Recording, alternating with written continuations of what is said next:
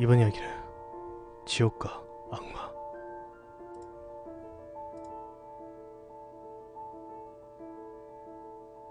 정호는 심리학을 전공한 이제 박사 학위까지 단 한 번의 논문만으로 남겨둔 유능한 학생이었습니다.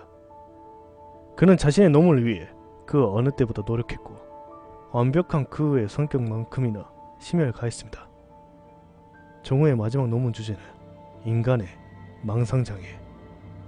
이것을 주제로서 인간이 망상장애를 가지므로 나타날 수 있는 여러가지 증상들을 사례를 연구, 그 결과를 도출해내는 것이었습니다.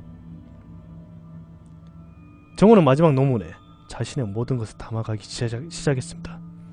하지만 여러가지 사례를 조사하기에는 그에게 사실적인 정보가 너무 없었습니다. 그렇기 때문에 그는 지금 밀양의 한 정신병원에 와 있었습니다.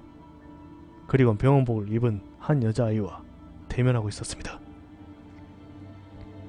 안녕? 난 최정우라고 해. 그 말에 눈에 초점이 없던 아이가 그를 천천히 쳐다보았습니다. 그리고는 아이의 모습을 천천히 살피던 그는 순간 소름이 쳤습니다. 그 아이의 손목에는 칼자국이 선명하게 나 있었습니다. 정우는 아이의 싸늘한 눈빛에 다시 한번 소름이 끼쳤지만 이내 가까스로 밝게 웃어줬습니다. 오빠, 저 찾으셨다면서요. 그는 정우의 말에 정확하게 자신의 의견을 말했습니다. 예상 밖의 일이었습니다. 정우는 평소 정신병원의 환자들은 정신적으로 문제가 있는 사람들이기 때문에 자신의 생각을 제대로 표현할 줄 모른다고 생각했기 때문입니다.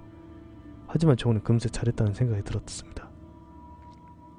이유는 사례들이야 병원 측에 말하며 간단하게 그 환자의 원인과 증상을 손쉽게 알 수 있었습니다. 하지만 정우는 마지막 논문이니만큼 직접 망상장애를 가지고 있는 환자들에게 의견을 들어보기로 했었습니다.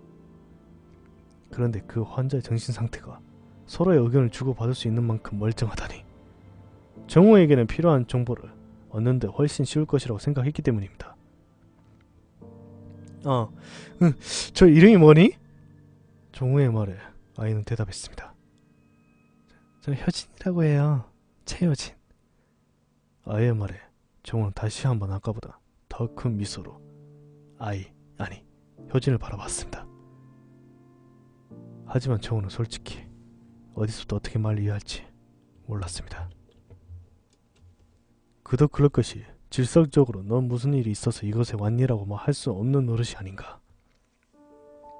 하지만 정우의 생각이 끝나기도 전에 효진은 말했습니다.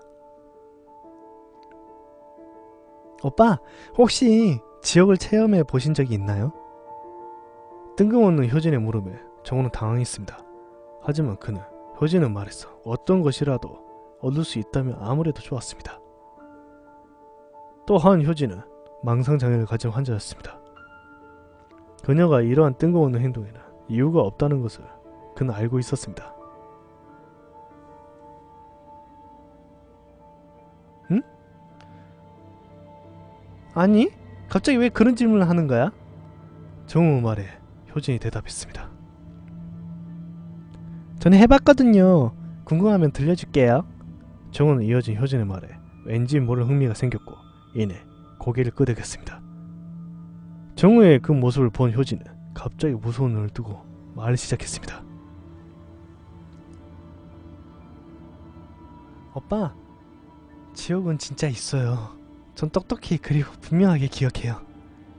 어느 날 자다가 전 눈을 떴어요. 그런데 앞에 검은 형체가 있었어요. 그리고는 곧 알 수 있었죠. 놀라지 마세요, 오빠. 그 형체의 주인공은 바로 저승사자였어요. 안 믿겨지세요? 하지만 오빠, 저승사자는 분명히 존재해요. 우리가 알고 있는 저승사자와는 좀 다른 점이 있었는데 바로 여자였다는 거예요. 상상이 돼요? 진짜 여자 저승사자였다니까요? 정우는 효진의 수없이 바뀌는 감정 표현에 불현듯 공포감이 밀려왔습니다. 하지만 계속되는 효진의 말에 집중하고 있었습니다. 그래서 전 가만히 그 저승사자를 바라보았어요. 그랬더니 저를 보면서 씩 웃는 게 아니에요. 말도 마세요. 정말 그때는 온몸에 소름이 돋는 거 있죠? 그리고는 그 저승사자는 저에게 손을 내밀었어요. 우리가 알고 있는 그 저승사자보다 꽤 착했죠. 그리고 전 그 저승사자가 손을 잡고 그 저승사자가 이끌어주는 대로 움직였어요. 어떤 문을 지나서 사방이 아주 깜깜했는데 그리고 저승사자와 전 단둘이서 걷기 시작했답니다. 자다가 갑자기 왔기 때문에 옷을 많이 입고 있진 못했어요. 그래서인지 너무너무 추웠죠. 그리고 오빠 웃은 것도 말해줄까요? 그 상황에서도 좀 배가 고팠어요. 정우는 물 한 모금을 목으로 넘겼다. 그는 다시 그녀의 말에 모든 신경을 세워 집중하기 시작했다. 물론 효진의 말은 보통 사람이 들으며 누구나 효진의 나이 또래들 사이에서 늘 이야기의 주제가 되는 그런 단순한 이야기였다. 하지만 효진은 장애를 가진 환자였고 정우는 효진의 말에서 자신의 놈을 위한 정보를 하나라도 얻기 위해 효진의 말 한마디라도 놓치면 안 되는 거였다.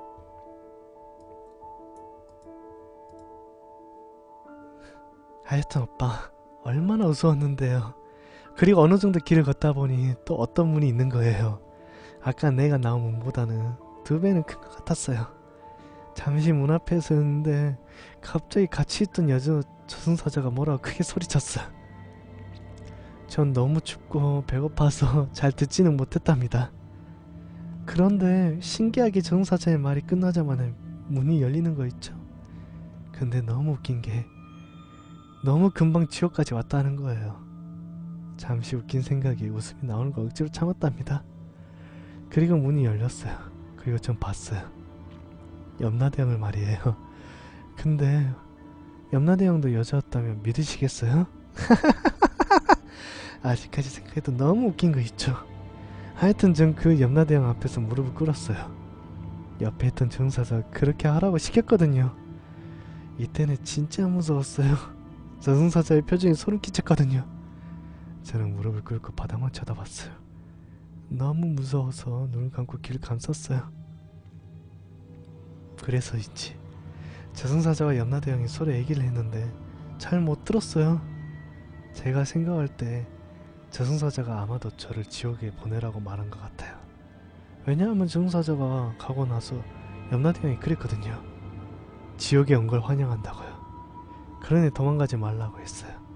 하지만 오빠, 원래 지옥을 염라대왕이 직접 데려다 주나요? 아까 저승사자와 같이 염라대왕은 제 손을 잡고 저를 일으켰어요. 하지만 여기서도 느낀 거지만 염라대왕의 손도 그렇게 차갑지 않았어요. 그래서인지 전 약간 마음을 놓을 수가 있었어요. 지옥에는 왔지만 저는 나쁜 짓을 많이 안 했으니까 잘 대해주는 거라고 생각했어요. 그렇게 전 염라대왕의 손을 잡고 어둡고 빨간색 불빛이 은은하게 퍼져있는 길을 따라 걸었어요. 그리고 염라대왕은 절 어떤 공간에 가두고 뒤도 안 돌아보고 갔어요. 전 너무 좋았어요. 왜냐면 책에 보던 지옥은 진짜 끔찍했는데 전 그냥 어두운 곳에 갇힌 거잖아요. 근데 오빠, 그렇게 몇 분이 지나 저기 어두운 공간 안쪽에 소리가 들렸어요. 저는 온몸에 소름이 돋아서 그대로 주저앉아 울어버렸습니다. 그리고 고개를 들었을 때 제 앞에 한눈에 보기에도 더럽고 역겹게 생긴 한 형체가 있었어요. 바로 악마였어요. 전 아직까지 그것을 악마 말고는 다른 단어로 표현하지 못하겠어요. 완벽한 그리고 지독하게 냉정한 악마였어요.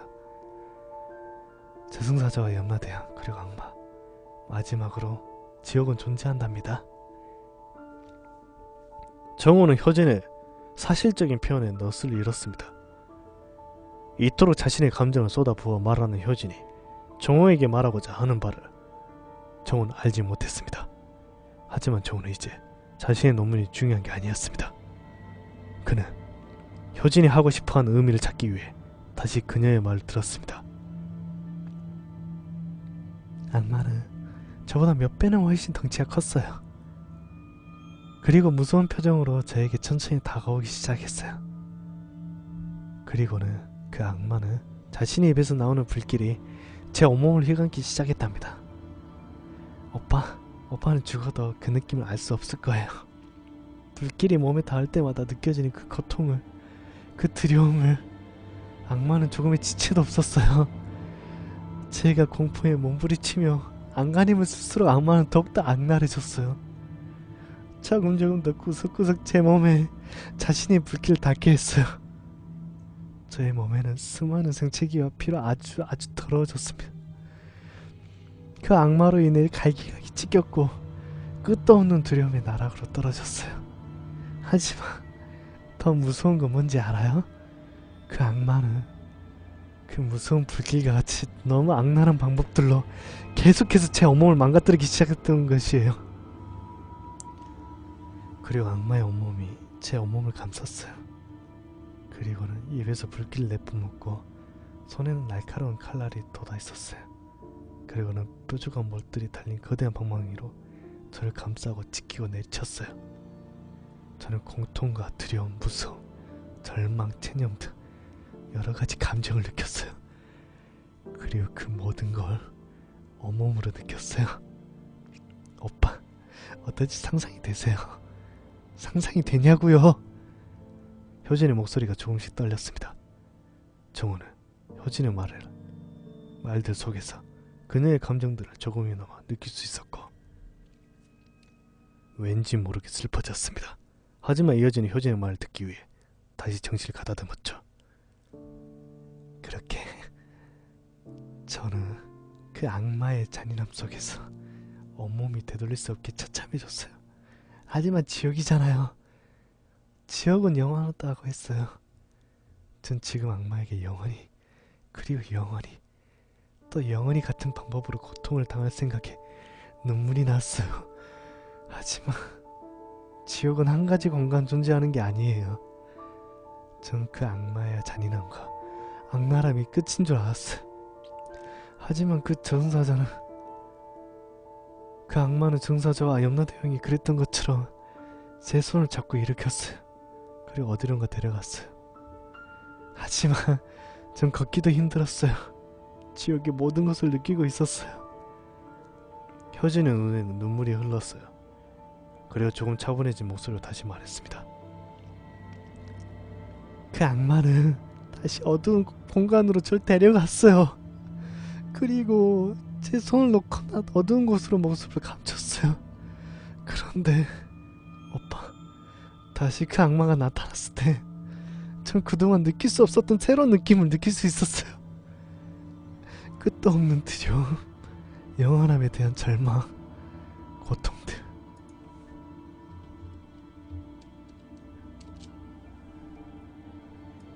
맞아요, 오빠. 악마는 혼자가 아니었어요.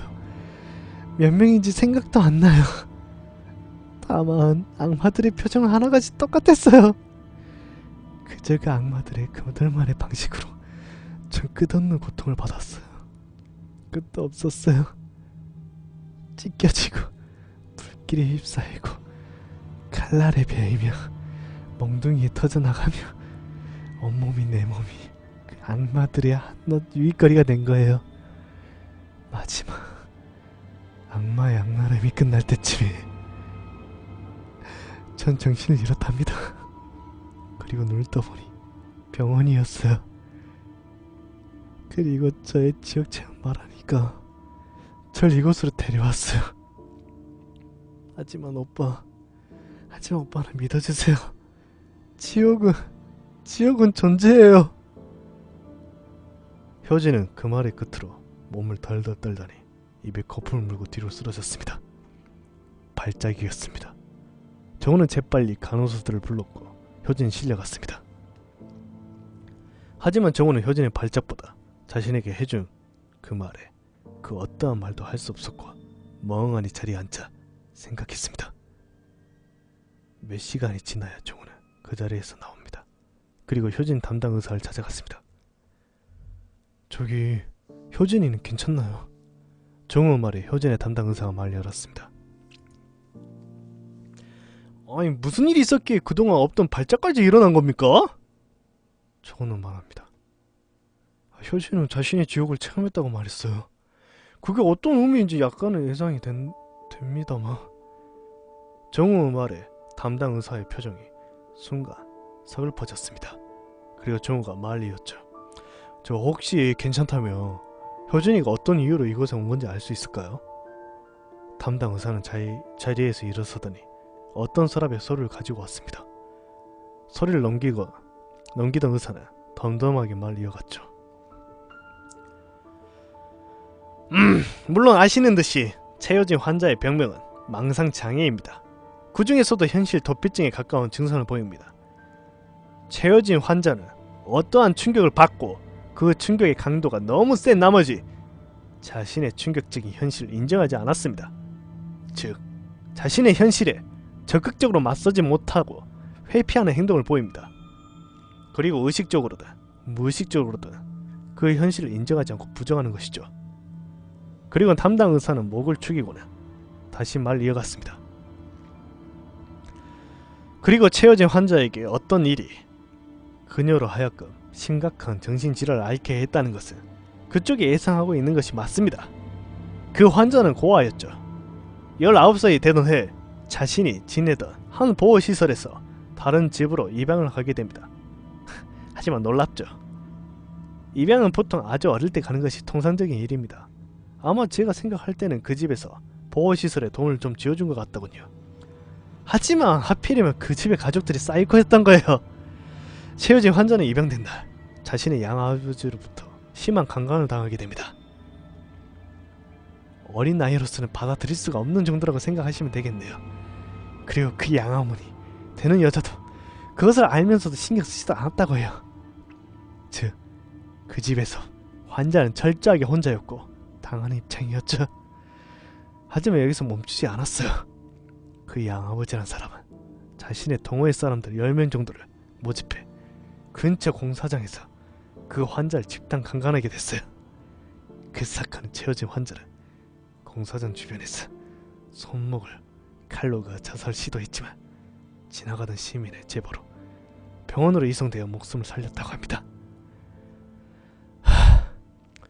하지만 알 수 없는 지옥과 악마 운운하면서 정신분열 증세를 보이자 병원 측에서 저희 정신병원으로 이송한 것입니다. 정원은 예상은 했지만 더욱더 심각한 얘기에 몸이 떨려왔습니다. 그리고 머리에서부터 몸끝까지 소름이 끼쳤습니다. 그렇군요. 알겠습니다. 정원은 자신의 소지품을 챙기고는 병원을 나왔습니다. 자신의 놈을 위해 정신병을 찾았던 그였지만 지금 이 순간만큼은 그 어린 소녀의 극한의 상황까지 몰아간 참혹한 상황들이 그의 머릿속을 떠나지 않았습니다. 아마도 이번 논문은 정우의 인생에서 가장 기억에 남을 듯 하군요. 당신 혹시 결말을 예상했다고 좋아하고 있는 거 아니야? 하지만 내가 전하고 싶었던 의미는 이게 아니야. 당신 방심하지 마라. 당신도 악마가 되는 것은 한순간이야.